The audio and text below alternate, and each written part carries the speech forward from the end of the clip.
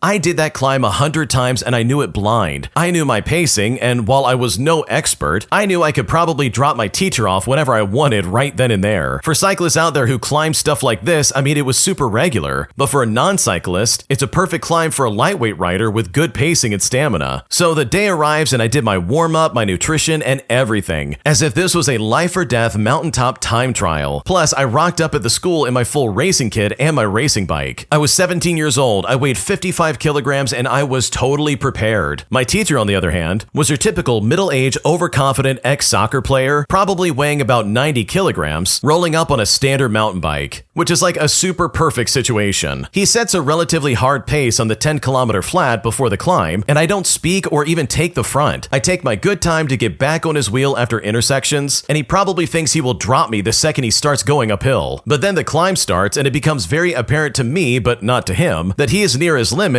but at least it's about 10 kilometers slower than what I could do on that mountain. But you know what? I don't attack him. I mean, that simply wouldn't be satisfying. Instead, I start bantering, oh, someone's about to get dropped off today, and wouldn't it be embarrassing if the whole class sees how I beat him? And then once I take over the pace, I slowly start turning the screw on him. I started off by going a little faster and then a bit more, and I knew after about 3 kilometers he was in the red. So I eased off, keeping him just slightly over his limit for the next half hour. I mean, I wanted to make him suffer, but without dropping him. I let him recover for a tiny bit if he starts looking too bad, but then I would slowly push the tempo up to make it as painful to him as possible. It was Tour de France level mind games, and I seriously don't think I've ever enjoyed myself on a bike more in my life. We made it near the top together, and I let it rip on the last 30 meters or so, and it was that typical humiliation attack that every amateur group ride cyclist knows, because this guy dropped like a stone. I finally got my revenge on this guy, and I was very happy with myself. He tried to say something about his heavy bike, but I just kept my mouth shut. But trust me, it got even better. On the top, he was clearly dead. So much so that he had to vomit in the parking lot, and even if only a few classmates saw it, everybody knew. He then had to sit out of the hike after that, and I just quietly sat there with him because I didn't need to do the hike like he promised, and I just looked at him enjoying the sweet revenge. Now, I didn't say anything after that, and nor did he, but he also never made any comments to me in PE class ever again. So hopefully he learned his lesson that you don't bully your students, because sometimes they might just surprise you in ways that you definitely were not expecting.